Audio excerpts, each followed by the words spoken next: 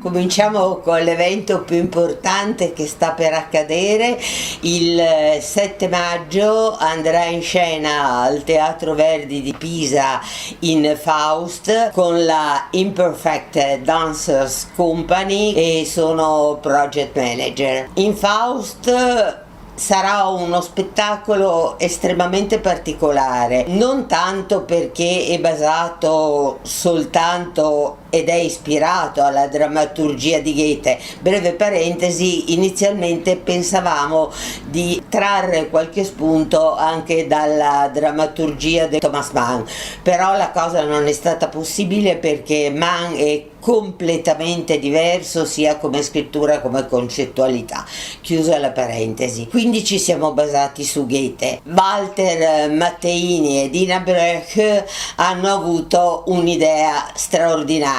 Ovviamente non entro nel dettaglio per non privare gli spettatori delle sorprese, però ci sarà in scena come parte attiva, ovvero farà qualcosa che non dico, il grandissimo pittore noto a livello mondiale, internazionale, Paolo Cervi Kervischer, il quale ha accettato con entusiasmo la proposta. Siamo andati anche a Pisa già a vedere il teatro eccetera, nonché sia prima dello spettacolo che anche qualche giorno dopo allestirà una sua mostra personale delle ultime opere che ha dipinto, di cui alcune saranno fatte, credo, ma qui non voglio scoprire troppo le carte, saranno fatte apposta per questa mostra al Teatro Verdi di Pisa. Le musiche sono di autori conosciutissimi, anche qui mi astengo dal citarli. Una cosa invece che ci tengo a sottolineare e che ci ha fatto un enorme piacere, che Moroso Complementi d'Arredo, la famosissima fabbrica friulana a cui io ci tengo moltissimo perché ha delle creazioni straordinarie, ha sponsorizzato l'evento. Tandun è un musicista che conosco da quindicina d'anni, che amo moltissimo per la sua tipologia di musica. Ha inaugurato il Lubiana Festival con un successo straordinario di pubblico e di critica. La particolarità della sua musica è che egli si avvale anche di elementi presi dalla natura.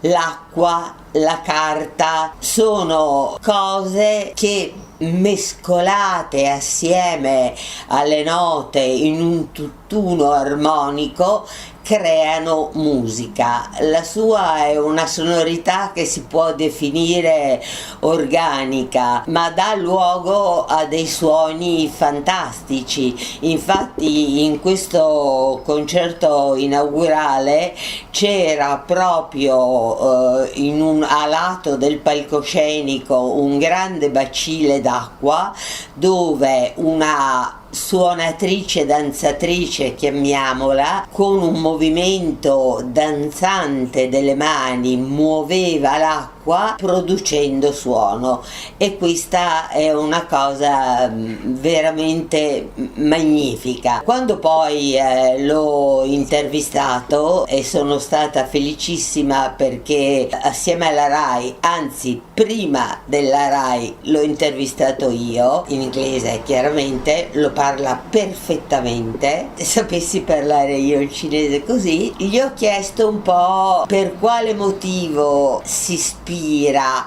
a questi elementi che sono diversi dalle note che adoperano i musicisti di musica colta contemporanea, e lui mi ha detto che ama moltissimo la natura. Lui è nato in campagna, ha vissuto fino da adolescente in campagna, e quindi questi suoni, queste memorie musicali di rumori, di vissuto adolescenziale, col crescere si sono sviluppati in musica. Trovo che questa sua musicalità non solo sia molto particolare e complessa, ma anche fruibile dal pubblico. Sì, a parte alcune cose rare, uno dei suoi primissimi dischi,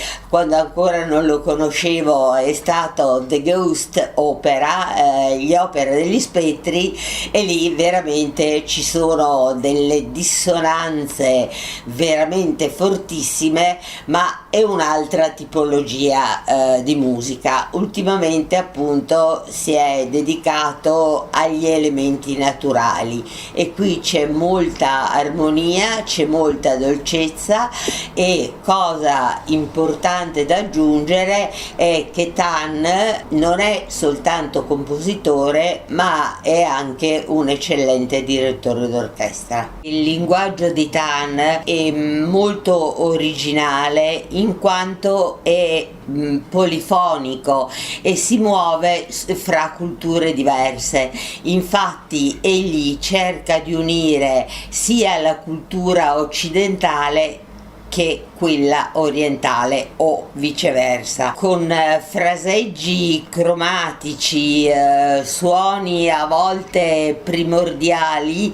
Egli ama utilizzare, basarsi anche su degli elementi che appartengono alla terra, come possono essere l'acqua, la carta ed anche le pietre. Fanno parte di questo suo modo di esprimersi, rappresentano un'estrinsecazione universale di amore per la natura, con cui comunicare e cercare di raggiungere il cuore e lo spirito dell'ascoltatore. Hurricane dei Douglas hanno inaugurato la stagione Note Nuove di Euritmica a Udine, nell'ambito di CSS Teatro Contatto al Palamostre di Udine.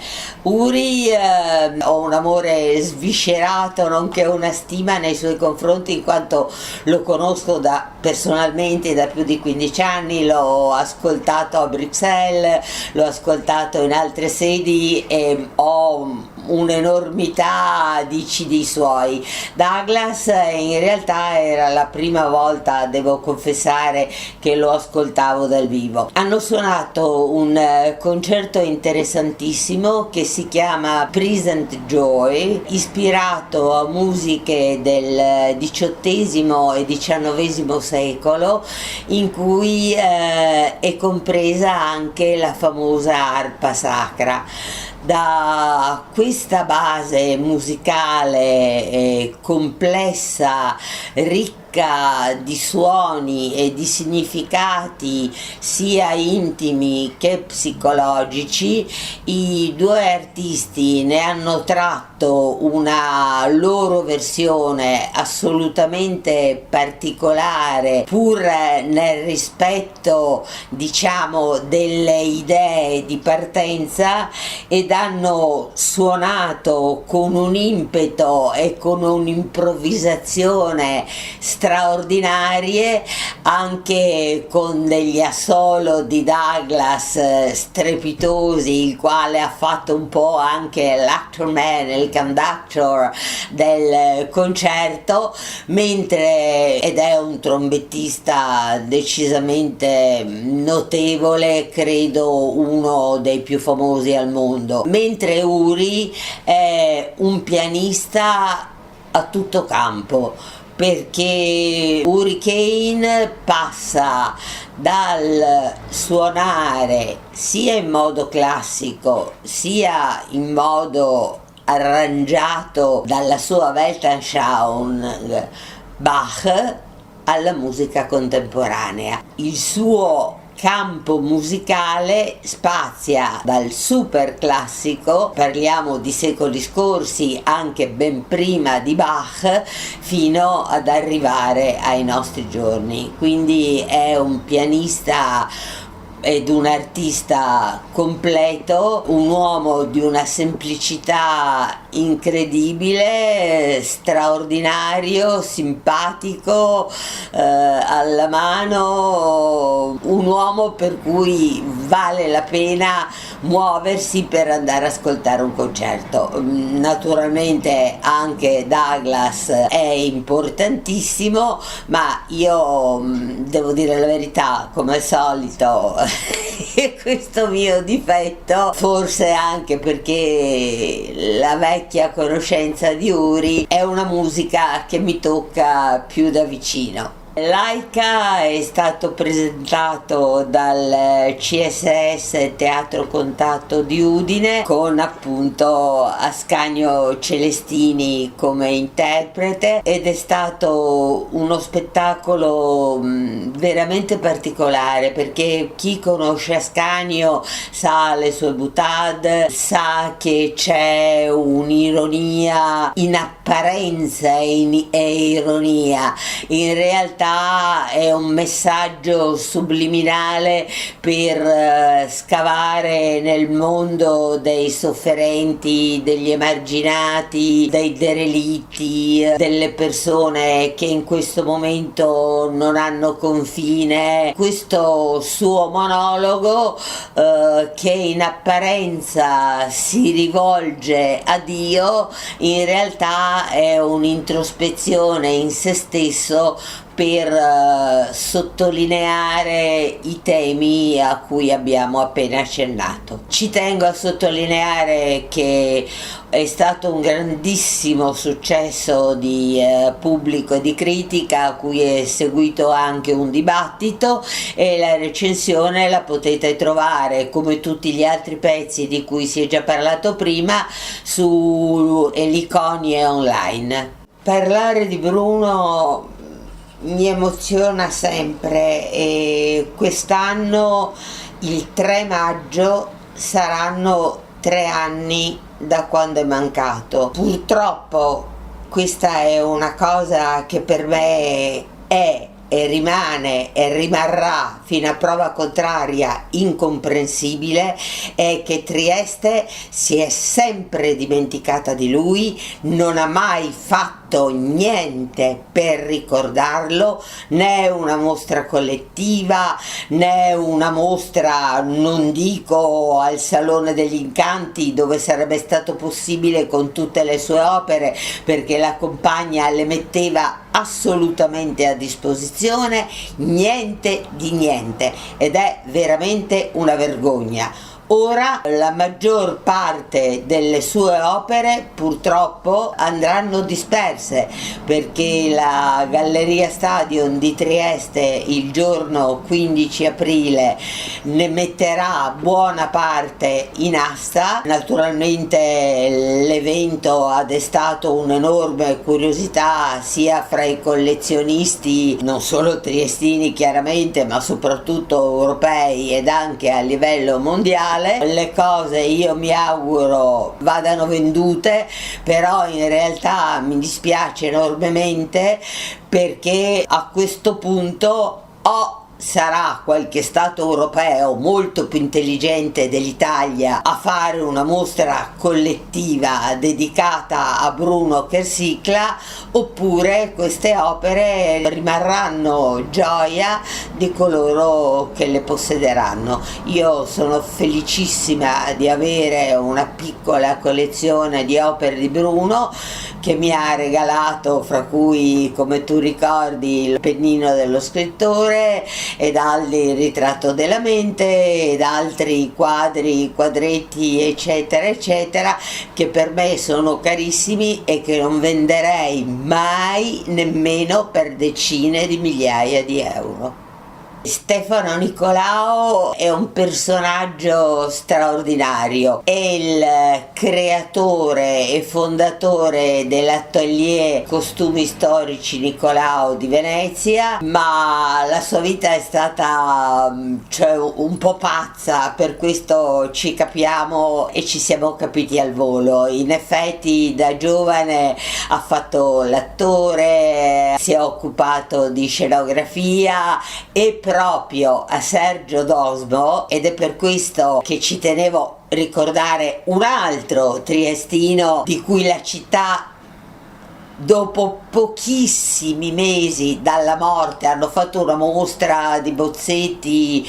Cito subito Dosmo perché non solo è stato il mentore, come lo chiama Stefano Nicolao, il suo mentore, perché in effetti nei primi anni della sua carriera Stefano ha lavorato a Trieste, è stato direttore tecnico ed artistico del Teatro Nuovo che Sergio Dosmo aveva creato, aveva fondato prima di proseguire nella sua carriera. E qui apro un'altra parentesi doverosissima, perché anche Sergio Dodo Dosmo, carissimo amico da quando avevo 16 anni, quindi lasciamo perdere il conteggio, vero, è stato dimenticato. Gli hanno dedicato una mostra sui bozzetti che aveva fatto, perché lui, oltre ad essere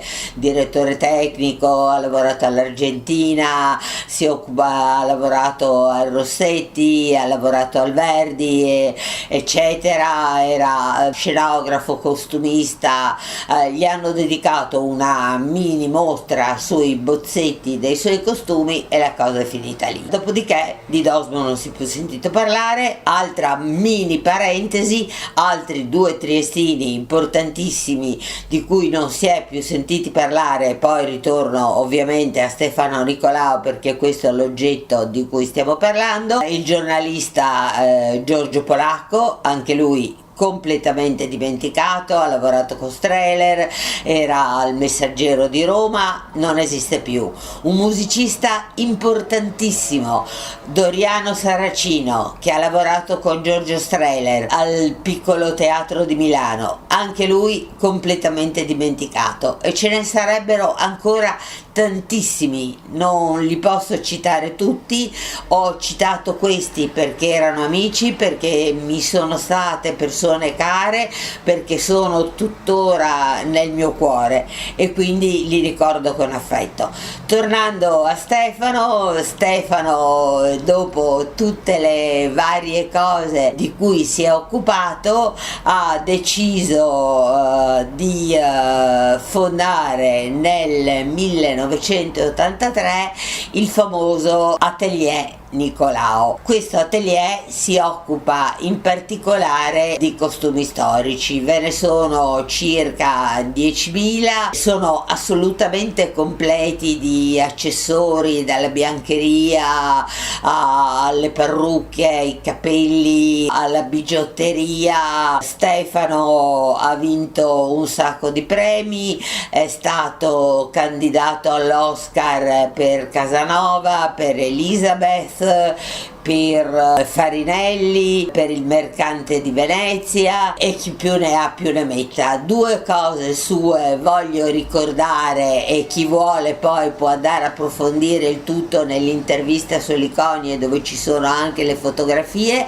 Gli abiti di carta da parati, e qui non mi dilungo, leggete l'intervista, che sono straordinari perché sono stati realizzati veramente in carta da parati, e non tolgo la sorpresa perché l'articolo è breve, si legge su Eliconie. Dopodiché l'abito sonoro, altro gioiello realizzato in lamina di metallo, una cosa enorme, dove comunque la ballerina, la quale aveva un'imbragatura, è riuscita a danzare, anche le scarpe erano metalliche e il muoversi di queste lamine dorate provocava chiaramente suono. Ribadisco, Stefano è geniale,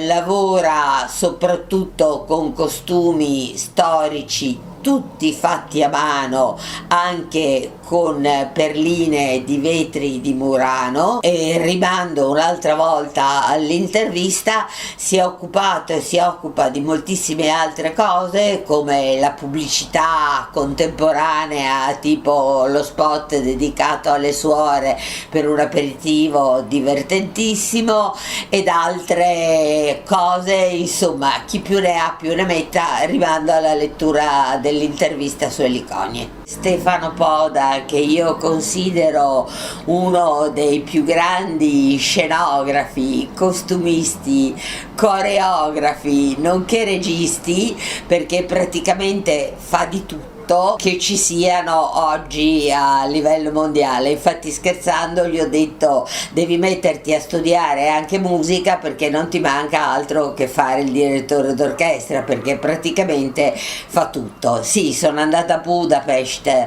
a vedere Otello, è stata un'edizione straordinaria con delle scenografie, passatemi, apocalittiche. Sarà perché sono innamorata di Stefano, sarà perché Stefano è una persona di una sensibilità rara e in quanto tale riesce a cogliere delle sfumature psicologiche che altri decisamente non riescono a cogliere. Ed anche una cosa di alto pregio e di alto valore: c'è un'enorme armonia nel coordinamento di tutte queste sue attività. Quindi un Otello fantastico, 3 giornate a Budapest, una più bella dell'altra, in compagnia anche del suo aiuto Paolo Giannicei.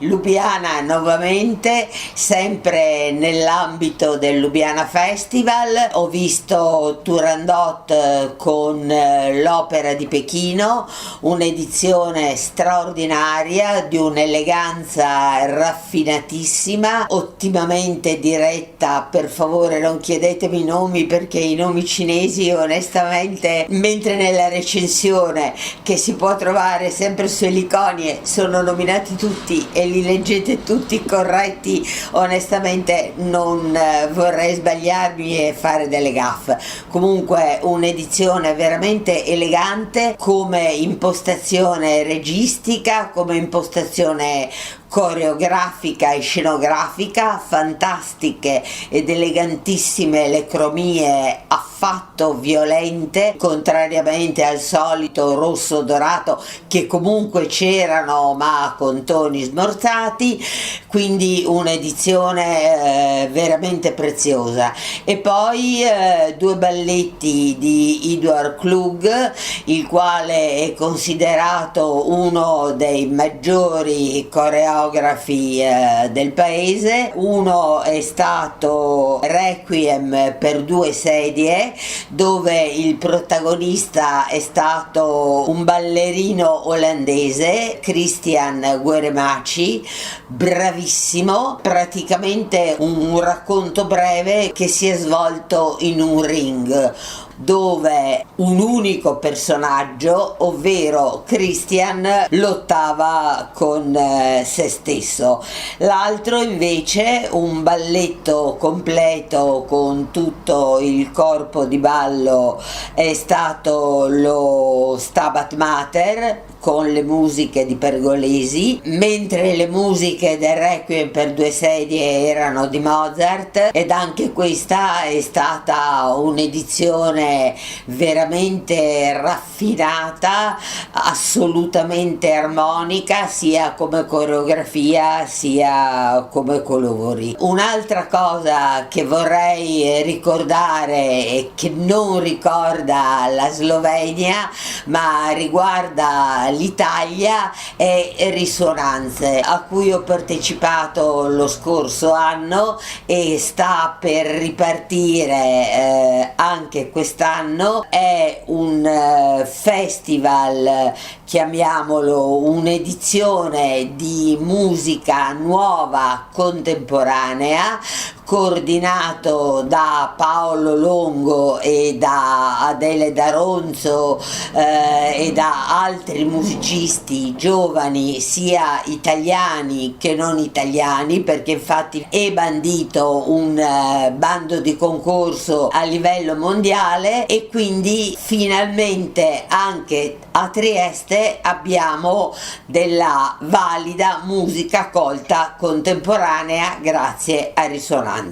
È stata una splendida mostra della pittrice slovena Vesna Benedetic, la quale ha allestito una mostra con i suoi ultimi acquarelli che io ho presentato e di cui si trovano in rete sia fotografie che video di presentazione, nonché la registrazione che ha fatto Rai 3 televisione slovena. E quindi chi vuole documentarsi su questo può andare sia su Facebook sia sul sito di Vesna Benedetic e trova tutto il materiale ad hoc. Con la Imperfect Dancers Company, la quale è stata l'unica compagnia europea nonché italiana ad essere invitata a New York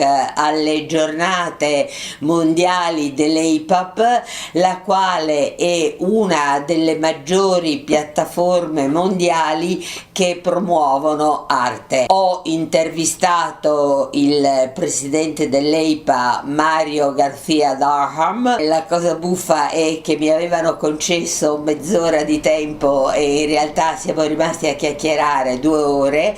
Persona simpaticissima, straordinaria, coltissima. Abbiamo parlato d'arte non soltanto a livello americano, non soltanto dell'EIPAP, la quale appunto ospita artisti di tutto il mondo in tutti i settori dell'arte, dalla musica alla danza al canto. E in effetti la Dancers Company ha avuto ed è stata presente al Lincoln Jazz Center con 2 spettacoli, da tener presente che concedevano da 5 a 20 minuti. Loro hanno avuto 2 volte 20 minuti ed hanno presentato Madama Butterfly Song, Anna Frank, Parole dall'ombra. Quindi con Darham abbiamo parlato di arte in generale, di arte a livello mondiale. Lui è un amante dell'arte italiana e ci auguriamo di poter realizzare con l'EIPAP e in collaborazione con l'ambasciata italiana a Washington, dopo le elezioni del nuovo presidente americano, uno spettacolo che sia un welcome al nuovo presidente. Naturalmente l'intervista a Darham si può leggere, come tutti gli altri articoli, su Eliconie, come si può leggere la recensione agli spettacoli che ha fatto la Imperfect Dancers Company. Grazie di cuore.